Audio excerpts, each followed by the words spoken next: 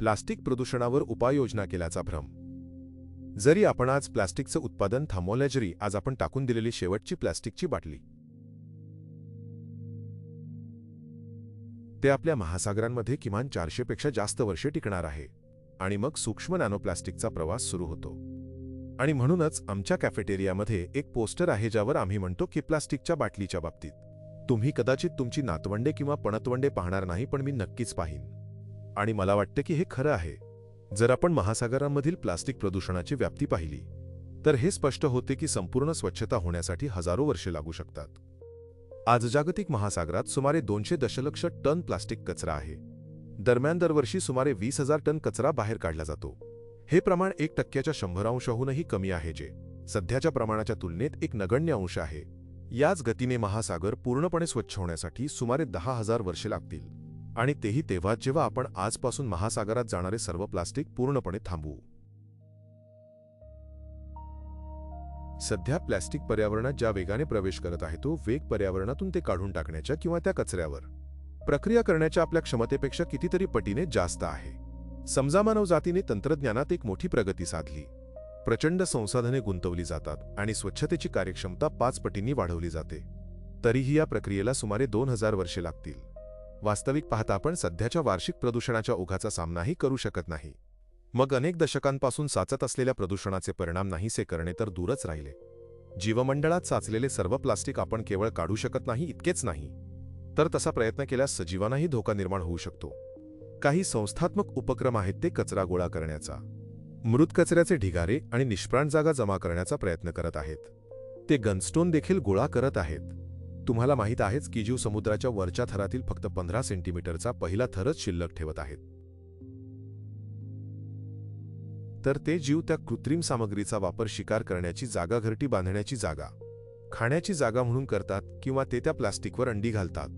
म्हणून जेव्हा तुम्ही हे सर्व प्लास्टिक काढता तेव्हा तुम्ही त्या सर्व जीवांनाही काढून टाकता. कारण काढल्यामुळे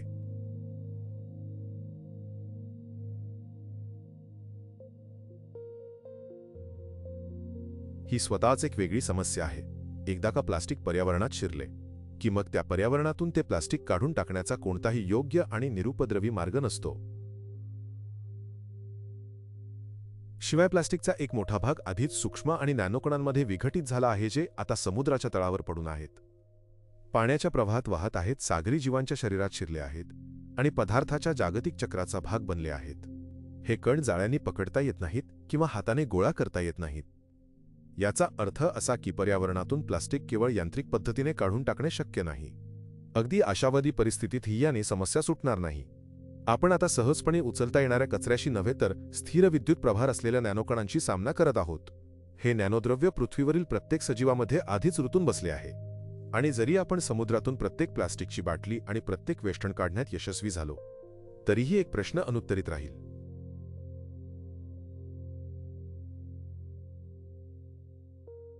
पुढे काय होणार? आपण गोळा केलेल्या प्लास्टिक कचऱ्याच्या ढिगाऱ्यांची विल्हेवाट लावण्यासाठी आपल्याकडे अजूनही कोणतीही सुरक्षित पद्धत नाही. जगभरातील अनौपचारिक कचरा टाकण्याच्या ठिकाणी जमिनीवर कचऱ्याचे गैरव्यवस्थापन झालेले आहे. काही कचरा जाळण्यात आला आहे, त्यातील काही व्यावसायिकरित्या अशा कचरा जाळण्याच्या भट्ट्यांमध्ये जाळला जातो, जिथे बाहेर पडू शकणारी संबंधित रसायने गोळा करण्यासाठी योग्य चाळण्या आणि गाळण्या असतीलच असे नाही. ज्या देशांकडे इतर राष्ट्रांकडून निर्यात होणाऱ्या प्लास्टिक कचऱ्याची विल्हेवाट लावण्यासाठी योग्य कचरा व्यवस्थापन सुविधा नाही, तर तिथे हा कचरा उघड्यावर जाळला जातो आणि अर्थातच त्यातील काही भाग तथाकथित मान्यताप्राप्त कचरा व्यवस्थापन प्रणालींमध्ये जातो, ज्यामध्ये तो लँडफिलमध्ये जमिनीखाली पुरणे समाविष्ट असू शकते, जिथे अर्थातच तो भविष्यात परत येऊन समस्या निर्माण करू शकतो, किंवा व्यावसायिक भस्मीकरण केंद्रांमध्ये जाळणेही समाविष्ट असू शकते. परंतु घटनेच्या स्वरूपानुसार अर्थातच काही चिंता आहेत. त्या भस्मीकरण केंद्रांमधून होणारे उत्सर्जन, प्लास्टिक जाळल्याने मग ते घरामागील अंगणातल्या आगीत असो किंवा औद्योगिक भस्मीकरण केंद्रांमध्ये समस्या सुटत नाही. त्यामुळे केवळ त्याचे अधिक धोकादायक स्वरूपात रूपांतर होते. उष्णता दिल्यावर किंवा जाळल्यावर प्लास्टिकच्या मोठ्या वस्तूंचे विघटन होऊन सूक्ष्म आणि नॅनोप्लास्टिक तयार होते, जे हवेत पसरते, पृष्ठभागांवर स्थिरावते आणि पर्जन्यासोबत पाण्यात व मातीत मिसळते. आगीच्या ज्वाळांमध्ये प्लास्टिक नाहीसे झाल्याचा भास हा एक भ्रम आहे.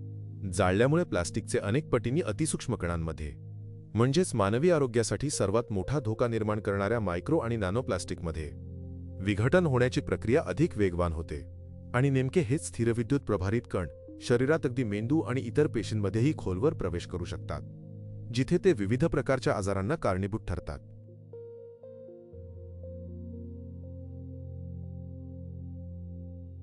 जेव्हा तुम्ही प्लास्टिक पुनर्वापर केंद्रात टाकता, तेव्हा सुरुवातीला ते मोठ्या प्लास्टिकचे तुकडे करून त्याचे फ्लेक्स आणि लहान तुकडे तयार करतात, आणि मग हे तुकडे करण्याच्या प्रक्रियेदरम्यान ते प्लास्टिक धुण्यासाठी देखील वापरतात, जेणेकरून त्यावरील काही अनावश्यक घटक काढून टाकता येतील.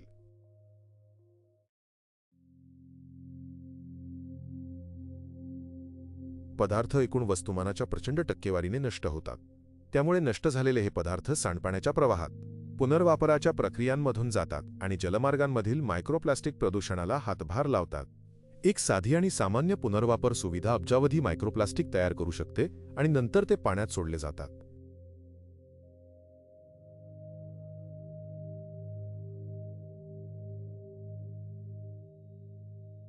एकतर सांडपाण्याचा प्रवाह किंवा जलमार्ग, आणि दुर्दैवाने ज्या गोष्टींना उपाय म्हणून गणले जाते त्या बाजारात आणण्यापूर्वी त्यांची योग्य चाचणी किंवा तपासणी केली जात नाही, असे मला दिसून येते, आणि त्यामुळे अनपेक्षित परिणाम होण्याची शक्यता असते. पायरोलिसिस पहिल्यांदा पाहिल्यावर हा एक तांत्रिक चमत्कार वाटतो. आपण प्लास्टिकचा कचरा घेतो, त्याला ऑक्सिजनशिवाय 800 अंश सेल्सिअसपर्यंत तापवतो आणि इंधन मिळवतो. कचऱ्याच्या ढिगाऱ्यांऐवजी आपल्याला वायुद्रव आणि कार्बनचा अल्प अवशेष मिळतो. आशादायक वाटते नाही का?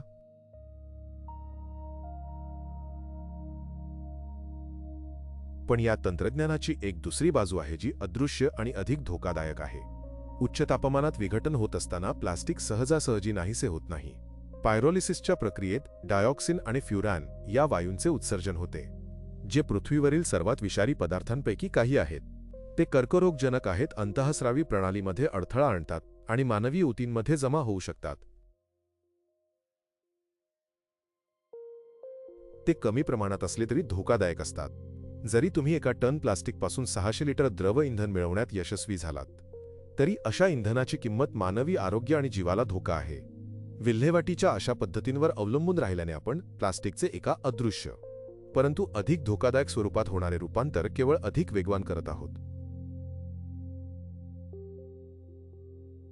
मी तुम्हाला आठवण करून देऊ इच्छितो की केवळ महासागरातच असलेले मायक्रो आणि नॅनोप्लास्टिकचे प्रमाण मानवजातीसह आपल्या संपूर्ण जीवमंडळाचा 3 वेळा नाश करण्यासाठी पुरेसे आहे.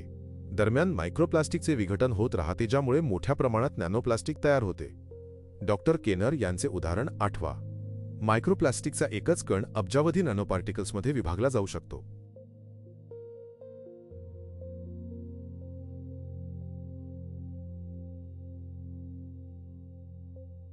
आणि सर्वत्र आधीपासूनच असंख्य मायक्रोप्लास्टिक्स अस्तित्वात असून ते सतत आणखी लहान तुकड्यांमध्ये विघटित होत आहेत. ही प्रक्रिया मानवजातीच्या आणि आपल्या सभोवतालच्या प्रत्येक गोष्टीच्या विनाशाला कारणीभूत ठरत आहे. आज अनेक लोकांनी या संकटाला एक व्यवसाय बनवण्यास सुरुवात केली आहे आणि शरीरातून मायक्रोप्लास्टिक्स काढून टाकतात असा दावा करणाऱ्या सर्व प्रकारच्या पद्धतींचा शोध लावला आहे, आणि लोक या उपचारांसाठी मोठी रक्कम मोजायला तयार आहेत. पण खरा प्रश्न हा आहे की ते खरंच काम करतात का?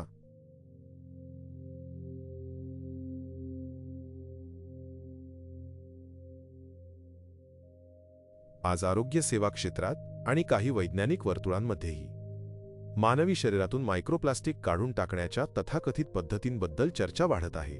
प्लाझ्माफेरेसिस हेमोसॉप्शन यांत्रिक गाळण उपकरणे आहारातील शोषक आणि शरीर विषमुक्त करण्याचा दावा करणारे तथाकथित नैसर्गिक पूरक पदार्थ यांसारख्या विविध पद्धतींना प्रोत्साहन दिले जात आहे.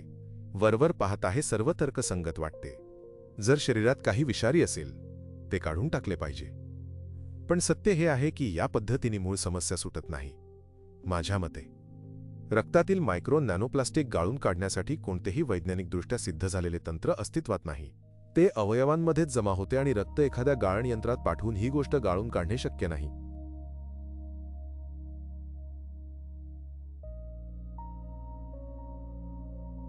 नॅनोप्लास्टिक्स आधीच मानवी पेशींमध्ये शिरले आहेत. ते केवळ एखाद्या नको असलेल्या पाहुण्याप्रमाणे रक्तप्रवाहात फिरत नाहीत, ज्याला तुम्ही सहज बाहेर काढू शकाल. ते शरीराच्या अंतर्गत वातावरणाचा एक भाग बनले आहेत.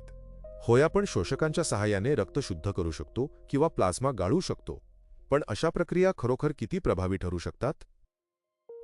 आम्ही हे प्लास्टिकचे उत्पादन आणि या सामग्रीचा वापर सुरू केला, ज्याचे अनेक सकारात्मक परिणाम आहेत. रुग्णालयात जेव्हा मी माझ्या रोजच्या कामाच्या ठिकाणी आजूबाजूला पाहतो, तेव्हा माझ्या अंदाजानुसार माझ्या हातमोज्यांपासून सुरुवात करून आम्ही स्पर्श करत असलेल्या प्रत्येक गोष्टीपैकी 80% प्लास्टिकचे आहे. आणि कदाचित यंत्राचा 80 ते 90% भागच प्लास्टिकचा बनलेला असतो.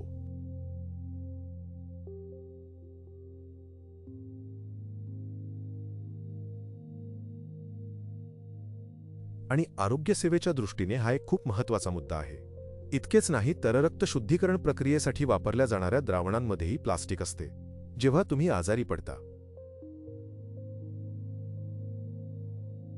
तुम्ही रुग्णालयात जालबहुधा उपचारासाठी जाल आणि मग ते तुम्हाला काही द्रावणं देतील, म्हणजे काही इन्फ्युजन. जसं की ते तुमच्या पंखात काहीतरी घालतील आणि मग ते एका लवचिक पॅकेजमधून काही द्रव तुमच्या रक्तप्रवाहात हस्तांतरित करतील. तर त्या इंट्राव्हेन्स द्रावणांमध्ये किमान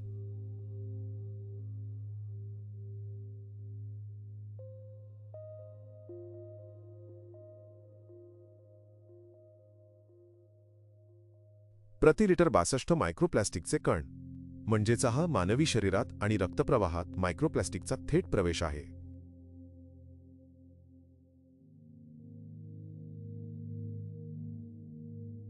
त्यामुळे एक विरोधाभास निर्माण होतो. आपण प्लास्टिकचे दुष्परिणाम नाहीसे करण्याच्या प्रयत्नात प्लास्टिकचाच वापर करत आहोत.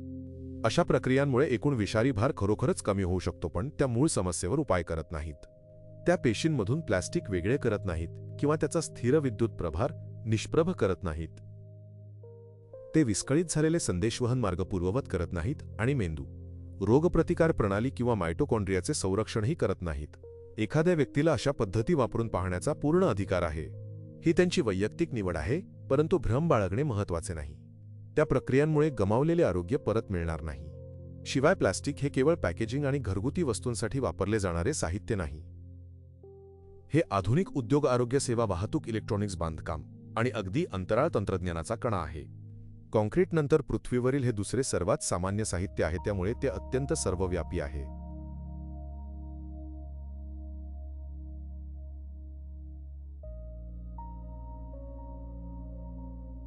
मला वाटते की भविष्यात प्लास्टिकचे महत्त्वाचे उपयोग टिकवून ठेवणे खूप महत्त्वाचे ठरेल, कारण प्लास्टिक हा काही शत्रू नाही. हा करार प्लास्टिकचे उत्पादन थांबवण्याबद्दल नाही. हा करार प्लास्टिक प्रदूषण संपवण्याबद्दल आहे, प्लास्टिकचे उत्पादन थांबवण्याबद्दल नाही. आणि प्लास्टिकमध्ये स्पष्ट सामाजिक फायदे मिळवून देण्याची क्षमता आहे. म्हणूनच आजचे मुख्य ध्येय प्लास्टिक उत्पादन थांबवणे हे नसून मानवी आरोग्य आणि पर्यावरणावरील मायक्रो आणि नॅनोप्लास्टिकचा प्रभाव कमी करण्याचे मार्ग शोधणे हे आहे. खोटी आशा निर्माण करणे अत्यंत धोकादायक आहे. ते वास्तवाच्या गैरसमजातून आणि मूलभूत अज्ञानातून निर्माण होते. आपण हे लक्षात ठेवले पाहिजे की सर्वात धोकादायक प्लास्टिकचे कण ते असतात जे आपल्या पेशींमध्ये प्रवेश करण्याइतके लहान असतात.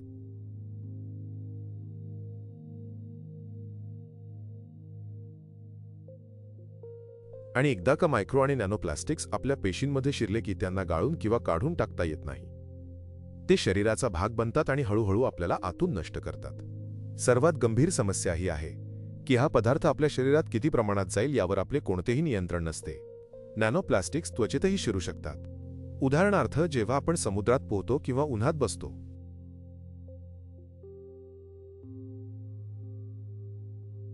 आणि त्या नॅनोप्लास्टिकबद्दल आपण काय करू शकतो, जे श्वासावाटे शरीरात गेल्यावर थेट मेंदूत पोचतात आणि चेतापेशी नष्ट करू लागतात.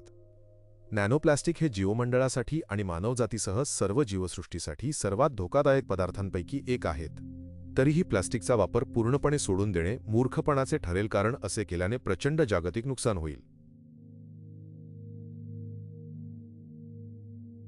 प्लास्टिकसहित कृत्रिम पॉलिमर हे वैद्यकशास्त्र आणि नॅनोटेक्नॉलॉजीपासून ते लवचिक इलेक्ट्रॉनिक्स, एआयसाठी न्यूरोमॉर्फिक हार्डवेअर, एरोस्पेस, संरचना, वाहन निर्मिती आणि बांधकाम अशा असंख्य आधुनिक उद्योगांचा कणा आहेत. त्यांची बहुउपयोगिता, आकार देण्याची आणि प्रक्रिया करण्याची सुलभता, इतर नॅनोमटेरियलसोबतची सुसंगतता आणि विस्तार क्षमतेमुळे ते आपल्या आधुनिक प्रगतीचा पाया बनले आहेत.